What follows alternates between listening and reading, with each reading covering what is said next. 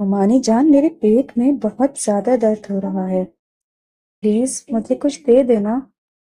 باہر مہندی کا فنکشن زور شور سے چل رہا تھا اور ممانی جان نے خونخوار نگاہوں سے اسے دیکھا۔ تمہیں ہر وقت فضول چیزوں کی پڑی ہوتی ہے، مجھے معلوم ہے۔ ابھی کچھ دن پہلے ہی تو تمہاری طبیعت خراب ہوئی تھی، تو سب کچھ تو تمہیں دے دیا تھا۔ ممانی جان، پتہ نہیں کیوں طبیعت بالکل بھی ٹھیک نہیں ہے، مجھے بہت زیادہ ٹینشن ہو رہی ہے اور میرے پیٹ میں بھی بہت زیادہ درد ہو رہا ہے۔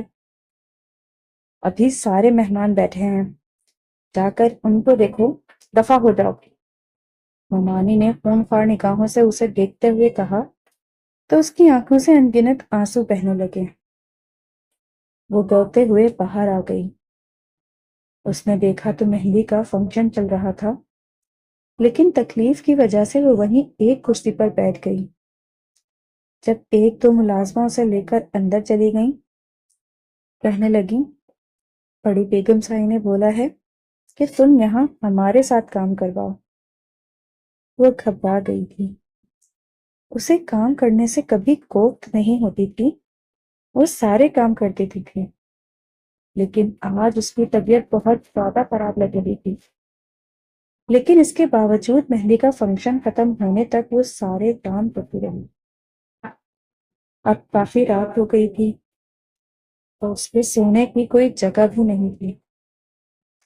ممانی جان، میں نے کہاں سونا ہے؟ وہ کانپتے ہوئے پھر سے پوچھنے لگی، لیکن ابھی تک ممانی نے اس کے استعمال کے لیے کوئی چیز اسے نہیں دی جو وہ استعمال کر سکتی۔ وہ کب سے ممانی کو بتانے کی کوشش کر رہی تھی۔ وہ کہنے لگی، دیکھو، کہیں بھی جا کر سو جاؤ، مگر اس وقت میرا دماغ نہ کھاؤ، میں باقی مہمانوں کو دیکھ رہی ہوں، اور ہاں، سب کے سونے کے بعد تم نے سونا ہے۔ وہ مہمانوں کے بچوں کو سنبھالتی رہی۔ کافی رات ہو چکی تھی، رات کے تقریباً 2 بج چکے تھے۔ اس نے دیکھا روحاب کے کمرے کا دروازہ کھلا ہوا تھا، تو اس نے گہری سانس لی۔ اسے ڈر تو بہت زیادہ لگ رہا تھا روحاب کے کمرے میں جانے سے، مگر وہ ڈرتے ہوئے روحاب کے کمرے کی طرف چلی گئی۔ اس نے جا کر آہستگی سے کمرے کا دروازہ کھولا۔ یہ سامنے بستر نفاست سے سجا ہوا تھا۔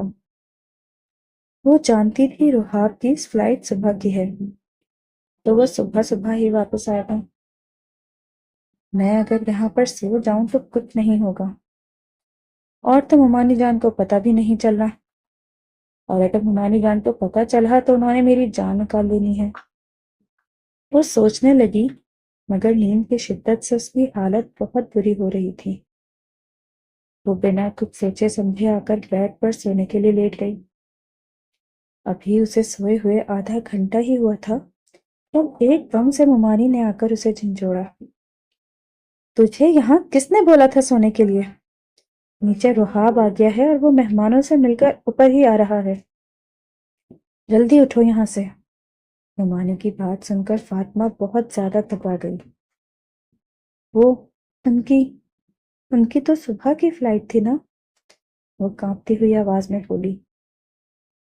اگلے لمحے ممانی کی نظر بیڈ شیٹ پر گئی۔ وہ خونخوار نگاہوں سے اسے دیکھنے لگی۔ ارے یہ کیا؟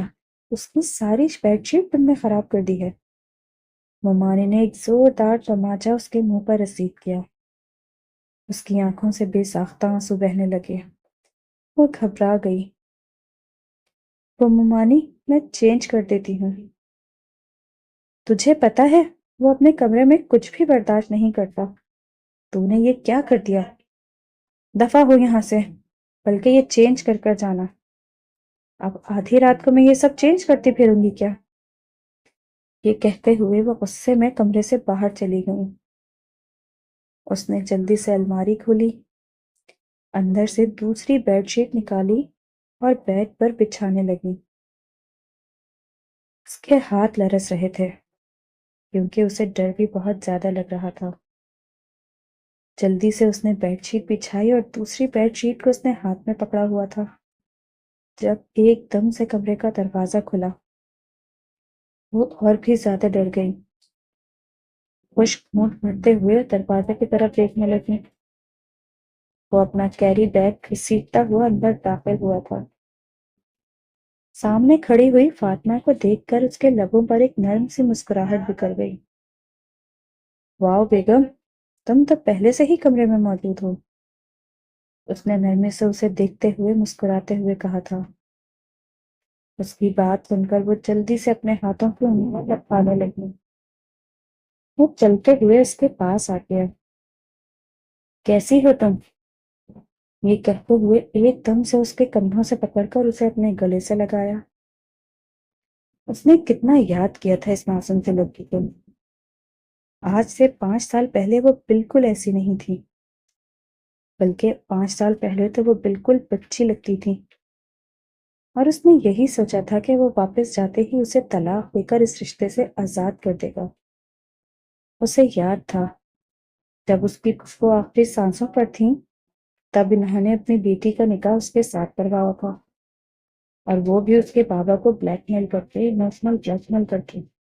اس کے بعد نکاح ہوا تھا، اور وہ اس نکاح سے بالکل خوش نہیں تھا، مگر پہلی نظر میں رحاب کو وہ اتنی حسین لگی کہ وہ اسے اپنے گلے سے ہی لگا گیا۔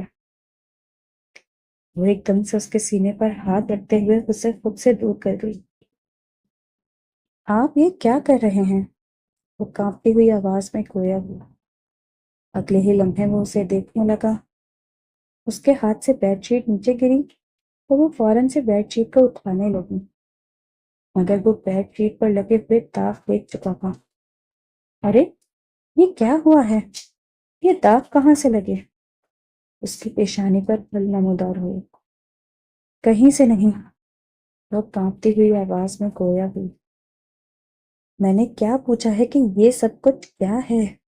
وہ نرمی سے اس کے چہرے کو اپنے ہاتھوں کے پیالے میں بھرتے ہوئے پوچھنے لگا۔ میں نے بولا ہے نا کہ کچھ بھی نہیں ہے، یہ کہتے ہوئے وہ کمرے سے باہر جانے لگی، جب اس نے اس کو بازوؤں سے پکڑ لیا اور اس کے ہاتھوں کو اپنے ہاتھوں کی گرفت میں لے لیا۔ یہاں سے باہر جانے کی کوشش مت کرنا، پہلے مجھے بتاؤ۔ اپنی کلائی کو اس کے ہاتھ میں دیکھ کر اس کا دل بہت شدت سے دھڑکا۔ پلیز میرے ہاتھ کو چھوڑ دیں، وہ کانپتی ہوئی آواز میں گویا ہوئی۔ وہ اسے ایک دم سے کھینچ کر اپنے سینے سے لگا دیا اور اس کے گرد بازو کا حصہ قائم کر لیا۔ بتاؤ مجھے کیا ہوا ہے؟ اب کی بار وہ اسے اپنائیت کا احساس دلاتے ہوئے پوچھ رہا تھا۔ وہ بالکل بھی نہیں سوچ سکتی تھی کہ وہ اسے اتنی زیادہ اپنائیت کے ساتھ ملے گا۔ یہاں تو اس نے اب تک صرف نفرت ہی برداشت کی تھی۔ اسے یہی لگ رہا تھا کہ وہ آگے بھی نہ جانے اس کے ساتھ کیا کرے گا۔ وہ ایک دم سے بہت بری طرح سے رونے لگی۔ ارے بتاؤ مجھے کیا ہوا ہے؟ دوبارہ سے اس کے چہرے کو اپنے ہاتھوں کے پیالے میں بھرتے ہوئے گویا ہوا۔ وہ میری طبیعت ٹھیک نہیں ہے، یہ کہتے ہوئے وہ جلدی سے اس سے الگ ہوئی۔ ارے مجھے بتاؤ تو صحیح ہوا کیا ہے، اور یہ تم نے اپنی حالت کیا بنائی ہوئی ہے؟ اسے سر سے پیروں تک دیکھنے لگا، اور وہ اسے چاہ کے بھی نہیں بتا پائی تھی کہ اس کے ساتھ کیا ہوا ہے، مگر وہ سمجھ چکا تھا کہ اس کے ساتھ کیا کچھ ہوا ہے۔ چلو ٹھیک ہے، جاؤ اپنے کمرے میں جا کر آرام کرو۔ اور وہ دوبارہ اسے کہہ کر نہ بتا سکی کہ اس گھر میں تو اس کا کوئی کمرہ ہی نہیں، وہ تو کوارٹر میں رہتی تھی جہاں ملازمین رہتے تھے، اور آج مہمان زیادہ ہونے کی وجہ سے ممالک نے یہی بولا تھا کہ شادی کے دنوں میں تم اسٹور روم میں رہ لینا، کوارٹر میں مت جانا، ورنہ ہماری ناک پھٹ جائے گی۔ اسی وجہ سے وہ کوارٹر میں بھی نہیں گئی تھی۔ وہ باہر لاؤنج میں آ کر صوفے پر بیٹھ گئی، اپنے بازو اپنے گھٹنوں کے گرد لپیٹے ہوئے یہ بری طرح سے رونے لگی۔ جب ممانی ملازمہ کو چائے دے کر اس کے کمرے کی طرف بھیج رہی تھی، صوفے پر بیٹھی ہوئی اس لڑکی کی طرف دیکھا۔ فاطمہ، تم نے بیڈ شیٹ چینج کر دی تھی؟ اس نے اس بات میں سر ہلایا۔ جی کر دی تھی، وہ کانپتی ہوئی آواز میں گویا ہو۔ وہ میں نے اسٹور روم میں تمہاری چیزیں رکھ دی ہیں، وہاں سے جا کر اٹھا لینا۔ اور پتہ نہیں کیا مصیبت ہے، الٹی سیدھی چیزیں کھاتی رہتی ہو، تبھی تو تمہارے ساتھ یہ ہوا ہے۔ وہ غصے میں اسے دیکھتے ہوئے گویا ہوئی تو وہ جلدی سے ان کی بات سنتے اسٹور روم کی طرف چلی گئی۔ اس کے ہاتھ کپ کپا رہے تھے، اسے تو یہاں اپنی ضرورت کی چیزوں کے لیے بھی ان کے آگے ہاتھ پھیلانے پڑتے تھے۔ صبح فائزہ کی بارات تھی، فائزہ دلہن بنی آئینے کے سامنے بیٹھی ہوئی تھی تب وہ کمرے میں داخل ہوئی۔ فائزہ اسے دیکھتے ہوئے طنزیہ انداز میں ہنستے ہوئے کہنے لگی، تم تو میری اترن پہن کر بھی بہت حسین لگ رہی ہو۔ فائزہ کی بات سن کر اس نے کوئی جواب نہیں دیا۔ یہ آپ کے گلاب کے پھولوں کے گجرے۔ وہ اسے پکڑانے لگی تو اس نے ایک دم سے اس کے ہاتھوں سے کھینچ لیا اور نفرت سے اسے دیکھتے ہوئے کہنے لگی، آج کے بعد میری کسی چیز کو ہاتھ مت لگانا۔ یہ کہتے ہوئے وہ اپنے ہاتھوں میں گجرے ڈالنے لگی۔ یہ دیکھو میں کتنی حسین لگ رہی ہوں، اور تم اپنے آپ کو دیکھو تو صحیح، تم ہمیشہ ایسے ہی اسی طرح سے دلہن بننے کے خواب دیکھتی رہو گی، اور بھائی تم جیسے لڑکی کو کبھی قبول نہیں کرے گا۔ آج بھی اس کی آنکھوں میں نفرت تھی، اور وہ ہمیشہ ہی سے اسے نفرت بھری نگاہوں سے دیکھتی تھی، حقارت سے دیکھتی تھی۔ باہر بارات آنے کا شور اٹھا تو وہ روتے ہوئے باہر آ گئی۔ آج اس نے سادہ سی سفید رنگ کی شلوار قمیض زیبتن کی ہوئی تھی، جس کے گلے اور بازوؤں کے آگے ہلکا ہلکا سا کام تھا، اور یہ بھی ممانی جان نے بڑی مشکل سے اسے ایک سوٹ لے کر دیا تھا۔ واقعی اس نے فائزہ کے اترے ہوئے کپڑے ہی پہنے تھے، اور فائزہ سے چھپا کر ہی ممانی نے یہ سوٹ اسے لے کر دیا تھا، کیونکہ فائزہ کو بالکل بھی اچھا نہیں لگتا تھا کہ ممانی جان اگر اسے کوئی چیز لے کر دیتی۔ وہ دلہن بنی اسٹیج پر بیٹھی ہوئی تھی، اپنے شوہر کے پہلو میں مولوی صاحب کے لیے نکاح پوچھ رہے تھے۔ تھوڑی ہی دیر کے بعد نکاح ہو گیا، رخصتی کا وقت آ گیا۔ وہ رخصت ہوئی تو فاطمہ کو لگا جیسے نہ جانے کتنی بڑی مصیبت چلی گئی ہے، کیونکہ سب سے زیادہ تکلیف اس گھر میں اگر کوئی اسے دیتا تو وہ فائزہ ہی تھی۔ رات سب مہمانوں سے فارغ ہو کر وہ کچن میں چلی گئی۔ کچن میں جا کر اپنے لیے چائے بنانے لگی تو اچانک سے اسے اپنے پیچھے سے قدموں کی آہٹ سنائی دی۔ اس نے ڈر کے ایک دم سے مڑ کر دیکھا تو سامنے وہ سینے پہ بازو باندھے ہوئے اسے دیکھے جا رہا تھا۔ یہ کیا حالت بنائی ہوئی ہے تم نے اپنی؟ وہ نرمی سے اس کے پاس آتے ہوئے بولا۔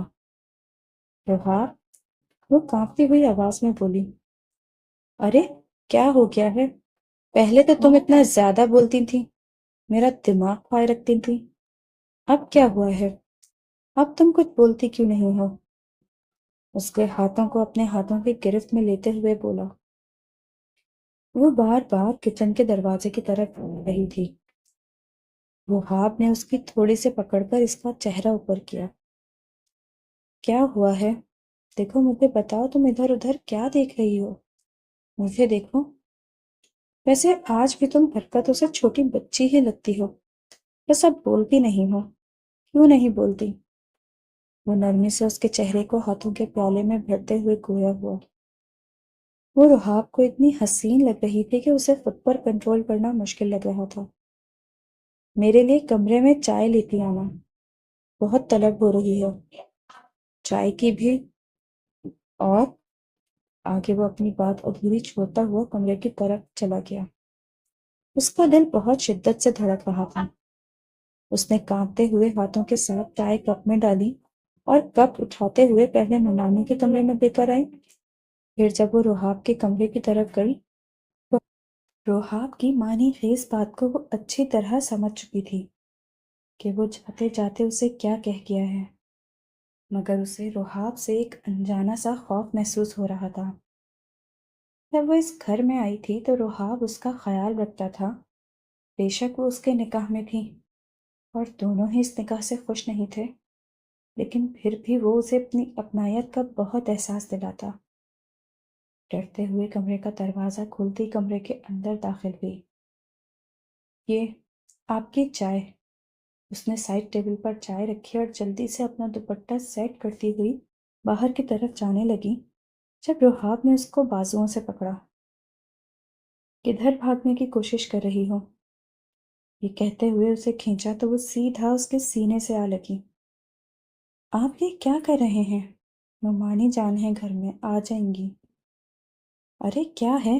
نہیں آتی، اور کوئی بھی نہیں آتا، کمرے کا دروازہ لاک ہے۔ یہ کہتے ہوئے اس کی گال کو دھیرے دھیرے سہلانے لگا، پھر اس کی آنکھوں میں دیکھنے لگا۔ پتہ نہیں کیوں میں نے سوچا تھا میں اس رشتے کو، اس تعلق کو ختم کر دوں گا، لیکن اس سے پہلے کہ وہ مزید کچھ کہتا وہ ایک دم سے اس کے سامنے ہاتھ جوڑ گئی۔ نہیں، خدا کے لیے پلیز ایسا کچھ مت کیجیے گا، میں مر جاؤں گی۔ خدا کے لیے میرے پاس دوسرا راستہ نہیں ہے، میں نے مر جانا ہے، اگر آپ نے مجھے چھوڑا۔ تو وہ روتے ہوئے بولی، کیا ہو گیا ہے تمہیں؟ تم اتنا زیادہ کیوں رونا شروع ہو گئی ہو؟ میں تو بس ایک بات کر رہا تھا، میں نے سوچا تھا، لیکن تم اتنی حسین ہوگی تو تمہیں دیکھتے ہی میری نیت بدل گئی، اور میرا جی چاہ رہا ہے کہ کاش میں بابا کی بات مان کر یہ کہہ دیتا تو مجھے رخصتی کروا کر دے دیں۔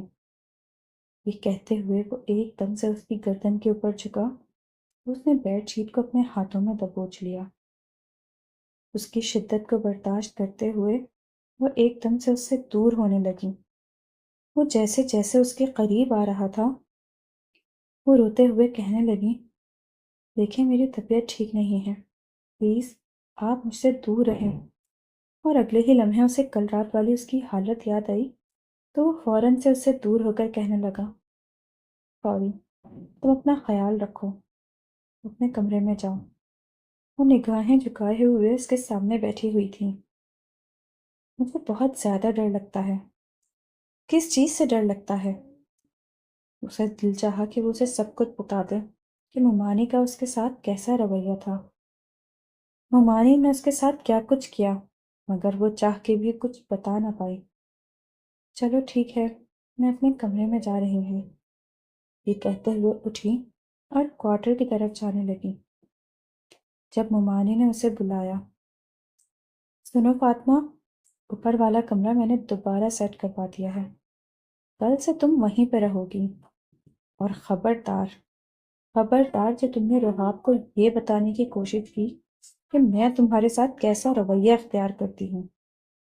وہ غصے میں اسے دیکھتے ہوئے بولی تو اس نے اس بات میں سر ہلا دیا۔ اس نے یہ تو شکر ادا کیا کہ اسے اس کا کمرہ مل چکا تھا، اور ہاں، اس کمرے کی الماری میں تمام چیزیں پڑی ہوئی ہوں۔ وہ اپنے کمرے میں آ کر شکر ادا کر رہی تھی، لیکن وہ جانتی تھی کہ کل پھر ولیمے کے فنکشن کے بعد فائزہ نے واپس آ جانا ہے۔ نہ جانے اب پھر فائزہ کا رویہ اس کے ساتھ کیسا ہوگا۔ وہ بس اسی بارے میں سوچے جا رہی تھی۔ مما، اتنی رات کو آپ میرے کمرے میں؟ وہ ابھی شاور لے کر نکلا تھا۔ سامنے صوفے پہ بیٹھی ہوئی راحلہ بیگم کو دیکھ کر اس نے مسکراتے ہوئے کہا، بیٹا، مجھے تم سے کچھ بات کرنی ہے۔ جی مما، بولیں۔ وہ آ کر ان کے پاس ہی بیٹھ گیا اور آہستگی سے ان کی گود میں سر رکھ لیا۔ مما، میں نے آپ کو بہت زیادہ مس کیا تھا۔ ان کے ہاتھوں کو اپنے لبوں سے لگاتے ہوئے گویا ہوا، مجھے پتا ہے میری جان، تم نے مجھے بہت زیادہ مس کیا۔ اس کی پیشانی پر بوسہ دیا۔ بیٹا، میں نے تمہاری خالہ جان سے ہانیہ کے بارے میں بات کی تھی، تم نے اس کے بارے میں کیا سوچا ہے؟ یہ سن کر اس کی پیشانی پر بل نمودار ہوئے اور وہ ایک دم سے اٹھ کر بیٹھ گیا۔ کیا مطلب ہے مما؟ میں آپ کی بات کو سمجھا نہیں، آپ کیا کہنا چاہتی ہیں؟ بیٹا، تم کیوں نہیں سمجھتے؟ اس وقت جب ہم نے فاطمہ کے ساتھ تمہارا نکاح کیا تھا تو تم نے بولا تھا کہ تم میری پسند کی لڑکی کے ساتھ شادی کرو گے۔ اب میں نے تمہاری خالہ سے ہانیہ کے بارے میں بات کی ہے، اور میں یہی چاہتی ہوں کہ ہانیہ کے ساتھ تمہاری شادی ہو جائے۔ یہ سن کر وہ اٹھ کر بیٹھ گیا۔ نہیں ماما، آپ نے ایسا سوچ بھی کیسے لیا؟ میں فاطمہ کو اپنی شریک حیات کے طور پر دیکھتا ہوں۔ میں اسی کے ساتھ اپنی فیملی بنانا چاہتا ہوں، اپنی زندگی بنانا چاہتا ہوں۔ یہ سن کر راحیلہ بیگم ہتے سے ہی اکڑ گئیں۔ کیا فضول باتیں کر رہے ہو رحاب؟ تمہارا دماغ ٹھیک ہے؟ جگہ پر ہے؟ وہ غصے میں چلاتے ہوئے گویا ہوں۔ ہاں مما، میرا دماغ جگہ پر ہی ہے، اور میں بالکل بھی کسی اور سے شادی نہیں کروں گا۔ میں فاطمہ کے ساتھ ہی آگے اپنی لائف کو بڑھانا چاہتا ہوں، اور بابا بھی یہی چاہتے ہیں کہ میں فاطمہ کے ساتھ ہی آگے بڑھوں۔ اور ہاں، 1 مہینے کے اندر اندر میں چاہتا ہوں کہ آپ لوگ فاطمہ کو میرے ساتھ رخصت کر دیں۔ راحیلہ بیگم غصے میں کہنے لگیں، میں کبھی بھی ایسا نہیں ہونے دوں گی، اور کبھی اس لڑکی کو 1 لمحے کے لیے بھی اس گھر میں برداشت نہیں کروں گی۔ یہ کہتے ہوئے وہ غصے سے کمرے سے باہر چلی گئیں۔ وہ پریشان ہو گیا کہ فاطمہ کو کچھ نہ بولیں۔ اگلے دن وہ ولیمے کے فنکشن میں دیکھ رہا تھا کہ سارے کام فاطمہ ہی کر رہی تھی، اور ہر چیز کو فاطمہ نے بہت اچھے سے مینج کیا ہوا تھا۔ وہ بار بار اسے دیکھتا۔ رات کافی دیر ہو چکی تھی۔ اس نے دیکھا تو فاطمہ ابھی تک باقی کے بچے کچھ مہمان تھے، ان کو چائے دے رہی تھی۔ فاطمہ، ایک کام کرنا، چائے دے کر ذرا میرے کمرے میں آنا۔ یہ کہتے ہوئے وہ وہاں سے چلا گیا۔ اس نے رحاب کی طرف دیکھا۔ فائزہ خون خوار نگاہوں سے اسے دیکھنے لگی۔ پھر اس نے اپنی ماں کی طرف دیکھا۔ مما، اسے بھائی کے آگے پیچھے مت گھومنے دیں، کہیں ایسا نہ ہو کہ یہ بھائی کو ہی ہم سے چھین لے۔ فائزہ، کیا ہو گیا ہے؟ ایسا کیوں کہہ رہی ہو؟ ان کی بیوی ہے، فائزہ کے شوہر نے نرمی سے کہا۔ بالکل بھی نہیں، تم نہیں جانتے یہ کیسی لڑکی ہے، اس سے بچ کر رہنا۔ یہ ہر مرد کو اپنے حسن کے جال میں پھانسنے کی کوشش کرتی ہے۔ وہ سب کے سامنے یہ بات بھول گئی، اور فاطمہ کا جی چاہا کہ زمین پھٹے اور وہ اس میں سما جائے۔ وہ دوسروں کے سامنے اس کے کردار کو کیسا بنا کر پیش کر رہی تھی۔ اسے حیرت ہوئی۔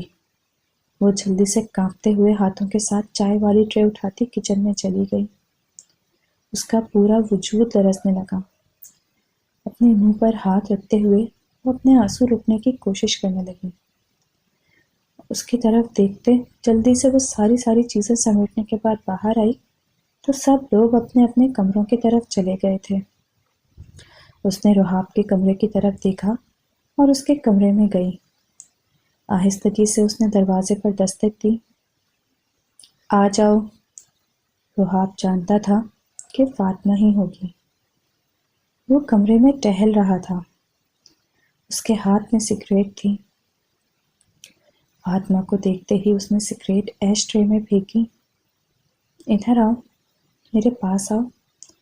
اس نے نرمی سے فاطمہ کو اپنے پاس بلایا۔ وہ کانپتی ہوئی ٹانگوں کے ساتھ اس کے سامنے آئی تو ایک دم سے کھینچ کر اسے اپنے قریب کر لیا اور اس کے چہرے کو اپنے ہاتھوں کے پیالے میں بھر لیا۔ کیسی طبیعت ہے تمہاری؟ وہ نفی میں سر ہلانے لگی۔ درد ہو رہا ہے، یہ کہتے ہوئے اس کے ہاتھ کو پکڑ کر ایک دم سے اپنے پیٹ پر رکھا۔ وہ حیرت سے اسے دیکھنے لگا۔ کیا بہت زیادہ ہو رہا ہے؟ وہ اس بات میں سر ہلاتے ہوئے اس کے کندھے پر اپنا سر ٹکا گئی۔ آپ کو پتہ ہے، میں چاہتی تھی کہ میرا شوہر مجھ سے بہت زیادہ محبت کرے، میرا خیال رکھے۔ مجھے کوئی ایسا انسان چاہیے جو میری ساری تکلیفوں کو دور کرے۔ آپ کو پتہ ہے، آپ کی مما میرے ساتھ بہت برا رویہ رکھتی ہیں۔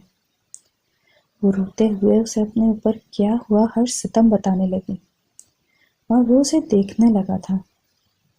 اگلے لمحے اس کے بازوؤں کے حصار میں لڑکھڑا کر وہ بے ہوش ہو گئی۔ اس کی طبیعت اس قدر خراب ہو گئی تھی کہ وہ اسے لے کر فوراً اسپتال چلا گیا۔ راحیلہ بیگم کو اس بات پر بھی بہت زیادہ غصہ آیا کہ اس لڑکی نے پھر سے اپنے ڈرامے شروع کر دیے۔ ڈاکٹر نے اس کا چیک اپ کیا، کچھ ٹیسٹ وغیرہ لکھ کر دیے۔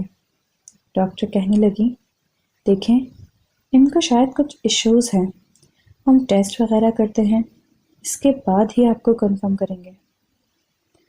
ڈاکٹر نے کچھ ٹیسٹ وغیرہ کیا اور بتایا کہ کچھ مینسس کے ایشو ہیں اور کچھ اور پرابلم ہیں جن کا علاج ضروری ہے، ورنہ یہ کبھی ماں نہیں بن سکیں گی۔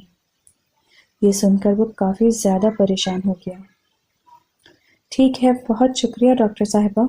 ٹھیک ہے، آپ ایسا کریں، مارننگ میں میرے کلینک پر آئیے گا، میں وہاں پر ان کے باقی مزید ٹیسٹ وغیرہ کروں گی۔ ان کا بہت زیادہ خیال رکھیں اور سب سے بڑھ کر ان کو کہیں اپنی صفائی ستھرائی کا بہت زیادہ خیال رکھیں۔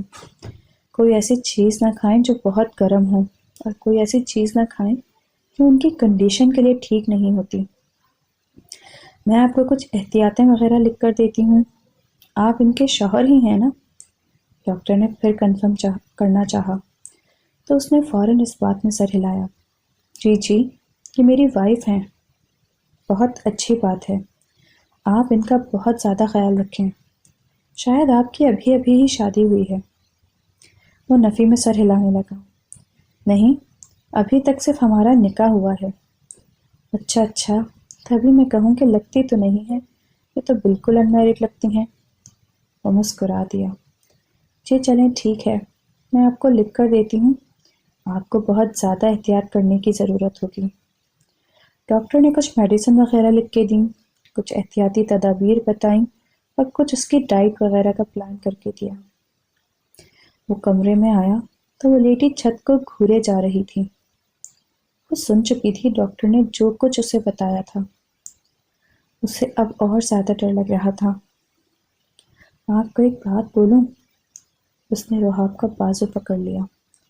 وہاب نے اس کے چہرے کو ہاتھوں کے پیالے میں بھرا۔ بولو، کیا بات کرنی ہے؟ پریشان ہونے کی ضرورت نہیں ہے، ڈاکٹر نے بولا کہ ٹریٹمنٹ ہوگا، اس کے بعد تم بالکل ٹھیک ہو جاؤ گی۔ ہاں، وہ تو ڈاکٹر نے بولا ہے اور میں نے سن بھی لیا۔ وہ اپنے ہاتھوں کو مروڑتے ہوئے گویا ہوئی۔ وہ مجھے نا کیا ہوا ہے بتاؤ؟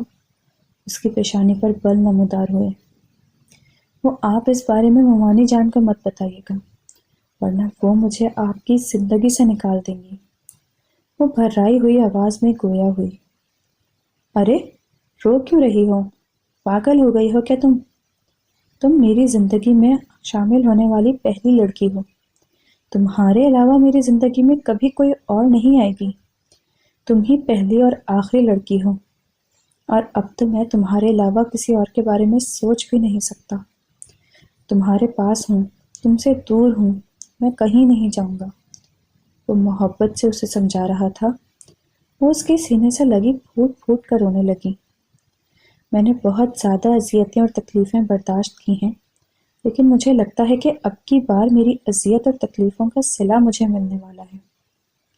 وہ روتے ہوئے بولی تو وہ اسے اپنے سینے سے لگا گیا اور دھیرے دھیرے اس کے بالوں کو سہلانے لگا۔ اچھا بس، اب بالکل بھی نہیں رونا۔ وہ اسے لے کر گھر آ گیا۔ اس کی طبیعت بھی کافی زیادہ خراب تھی۔ اس کا چہرہ ایسے تھا جیسے گویا کسی نے اس کے وجود سے سارا خون نچوڑ لیا ہو۔ ہلکی ہلکی صبح ہو رہی تھی جب وہ اسے لے کر گھر آیا۔ راحیلہ بیگم کی پیشانی پر بل نمودار ہوئے۔ ارے، اس کو کہاں لے کر گئے تھے، وہ بھی اتنی صبح صبح؟ یہ سن کر اس نے نرمی سے کہا، جاؤ تم میرے کمرے میں، اپنے کمرے میں جانے کی ضرورت نہیں۔ ارے ارے، تم دونوں کی کون سا بھی رخصتی ہوئی ہے جو تم اسے اپنے کمرے میں جانے کا کہہ رہے ہو؟ مما پلیز، کبھی تو کسی بات کو سمجھنے کی کوشش کیا کریں۔ کیا مطلب ہے تمہارا؟ کیا اب تم یہ کہہ رہے ہو کہ تمہاری ماں ناسمجھ ہے، یا میں چھوٹی بچی ہوں جو میں بات کو سمجھنے کی کوشش نہیں کر رہی؟ مما، اس کی طبیعت کچھ ٹھیک نہیں ہے، سمجھیں کہ وہ بہت بری کنڈیشن سے گزر رہی ہے۔ پلیز، خدا کے لیے میں آپ کے سامنے ہاتھ جوڑتا ہوں کہ اسے دوبارہ سے کوئی تکلیف دینے کی کوشش مت کیجیے گا۔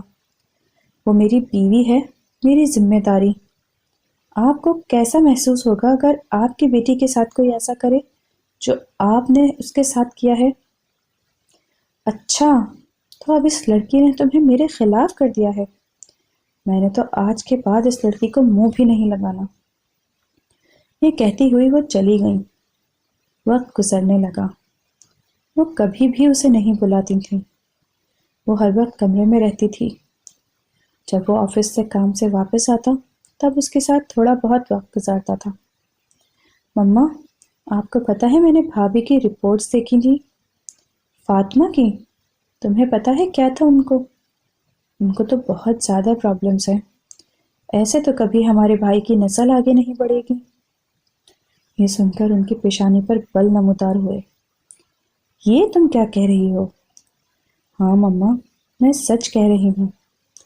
بیٹا، میں نے تو اسے اتنا بولا کہ ہانیہ کے ساتھ شادی کر لو، ماشاءاللہ بہت اچھی لڑکی ہے، مگر نہ جانے اس لڑکی نے کون سا جادو اس پر کر دیا کہ یہ لڑکا میری بات ماننے کو تیار ہی نہیں۔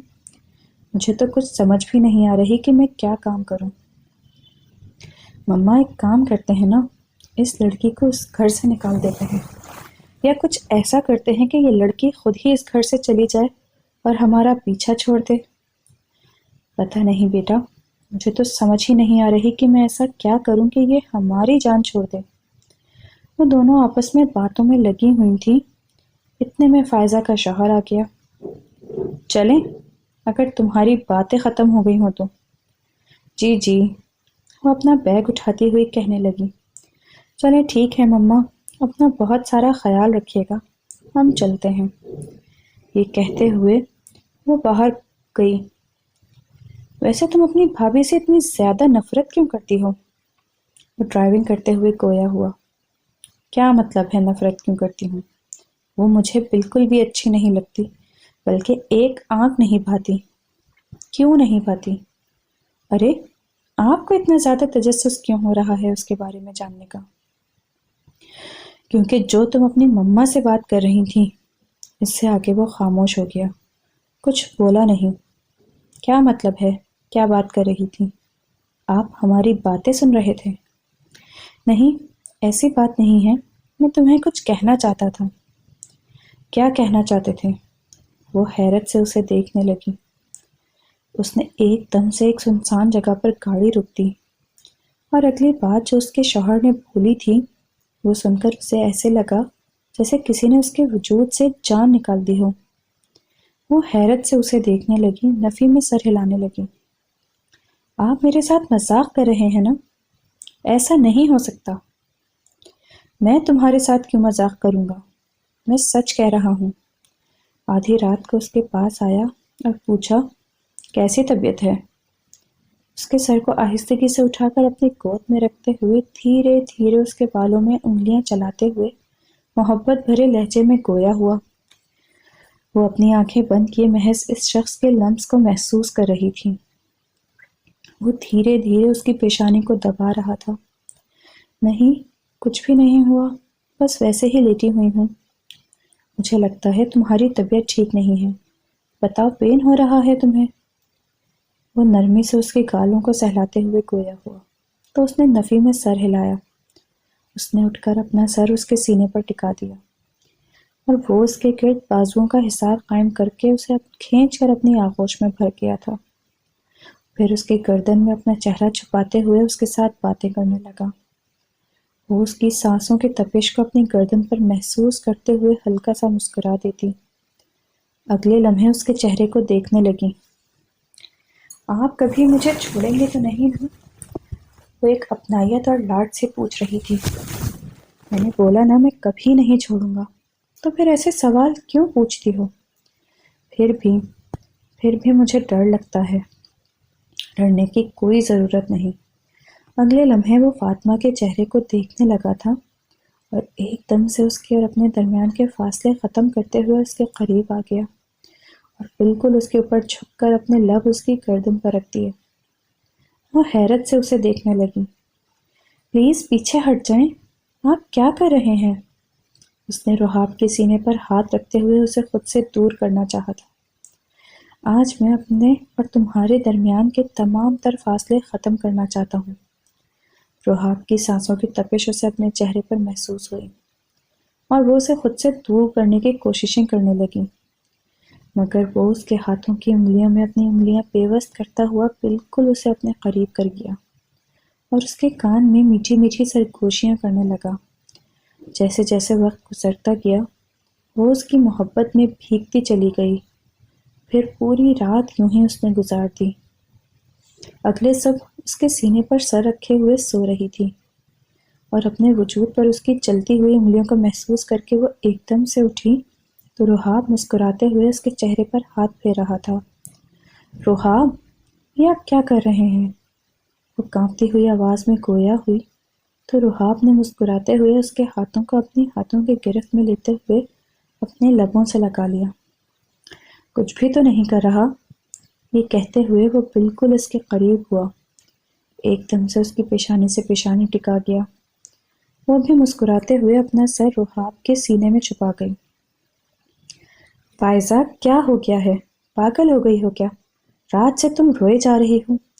رونا تو بند کرو نا. اس نے فائزہ کو اپنے سینے سے لگایا ہوا تھا. تم اس کے ساتھ اتنا غلط کرتی تھیں، اسی وجہ سے یہ سب کچھ ہوا ہے. وہ ہچکیوں کے ساتھ رو رہی تھی. میں نے فاطمہ کے بارے میں بہت غلط بات کی. آپ پلیز مجھے فاطمہ کے پاس لے جائیں، میں اس سے بھی معافی مانگ لوں گی. وہ روتے ہوئے بولی، دیکھو کچھ نہیں ہوتا، سب کچھ ٹھیک ہو جائے گا. میں نے بولا نا کہ میں تمہیں چھوڑ دوں گا. وہ نرمی سے اسے سمجھانے لگا. مجھے نہیں سمجھ آ رہی، اور آپ کو پتہ ہے مجھے اولاد کی بہت زیادہ خواہش تھی. میں تو مما کو بول رہی تھی کہ ہم بھائی کی دوسری شادی کر دیتے ہیں، فاطمہ کبھی اولاد نہیں دے سکتی. لیکن مجھے نہیں پتا تھا کہ یہ سب کچھ میرے اپنے ساتھ بھی ہو جائے گا. فائزہ کے ہونٹ لرز رہے تھے. اس کے شوہر نے اس کے چہرے کو اپنے ہاتھوں کے پیالے میں بھر لیا. دیکھو، ڈاکٹر نے بولا تو ہے کہ علاج ہوگا اور اس کے بعد سب کچھ ٹھیک ہو جائے گا. ڈاکٹر نے یہ نہیں کہا کہ تم ساری زندگی بے اولاد رہو گی. دیکھو، ہم علاج کروائیں گے نا. لیکن اگر پھر بھی نہ ہوئی تو آپ دوسری شادی کر لیں گے نا. وہ اس کے بازوؤں سے لپٹ کر ہچکیوں کے ساتھ روتے ہوئے گویا ہوئی. نہیں، میں کبھی دوسری شادی نہیں کروں گا فائزہ. تم سے بہت محبت کرتا ہوں. میں نے بتایا نا ہمیشہ سے کہ میں تمہیں ٹوٹ کر چاہتا ہوں اور کبھی نہیں چھوڑوں گا. یہ کہتے ہوئے وہ اسے اپنے حصار میں لے گیا تھا. میں فاطمہ سے معافی مانگ لوں گی. مجھے لگتا ہے فاطمہ نے مجھے بد دعا دی تھی. فاطمہ بہت اچھی لڑکی ہے، وہ کبھی تمہیں بد دعا نہیں دے سکتی. تم پریشان مت ہو، بس اپنی مما کو سمجھانے کی کوشش کرو کہ اس معصوم کے ساتھ ظلم کرنا چھوڑ دیں. دیکھنا تمہارے ساتھ بھی سب کچھ اچھا ہوگا. یہ دنیا مکافات عمل ہے. کیا پتہ میری جگہ پر یہاں پہ کوئی اور شخص ہوتا. میں تو سمجھ گیا ہوں اور میں تم سے محبت بھی کرتا ہوں، مگر یہاں پر یقیناً کوئی اور ہوتا تو وہ ایک پل سوچے بغیر تمہیں چھوڑ دیتا. لیکن تمہارے بھائی نے اس معصوم کے ساتھ ایسا نہیں کیا، تو میں بھی تمہارے ساتھ ایسا کچھ نہیں کر سکتا. یہ کہتے ہوئے وہ اسے اپنے حصار میں مضبوطی سے لے گیا. وہ اپنی آنکھیں بند کر کے پرسکون ہو گئی. اسے یہ یقین ہو چکا تھا کہ وہ شخص اسے کبھی نہیں چھوڑے گا. اگلے دن فائزہ آئی تھی، لیکن فائزہ کے جانے کے بعد وہ دیکھ رہی تھی کہ اچانک سے ممانی کا رویہ بہت بدل گیا تھا. راحلہ بیگم بہت نرمی سے اس سے بات کر رہی تھیں. آدھی رات کا وقت تھا. آج وہ گھر پر نہیں تھا. اتنی رات کو وہ راحلہ بیگم کو اپنے کمرے میں لے کر بہت زیادہ ڈر گئی. راحلہ بیگم ایک ایک قدم چلتے ہوئے اس کے پاس آئیں اور اگلے لمحے اس کے قدموں میں بیٹھ گئیں. فاطمہ نے اپنے پاؤں کو پیچھے کر لیا. یہ آپ کیا کر رہی ہیں؟ وہ کانپتی ہوئی آواز میں گویا ہوئی.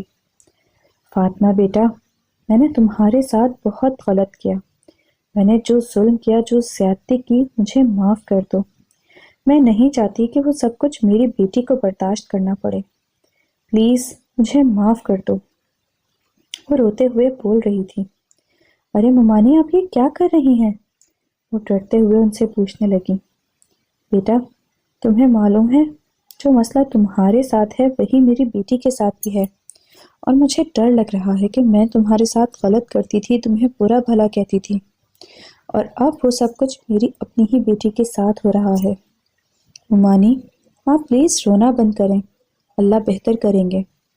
وہ بہت محبت اور اپنائیت سے انہیں حوصلہ دینے لگی اور کہنے لگی. میں نے تمہارے ساتھ غلط کیا تھا نا، مجھے اسی سب کی سزا مل رہی ہے۔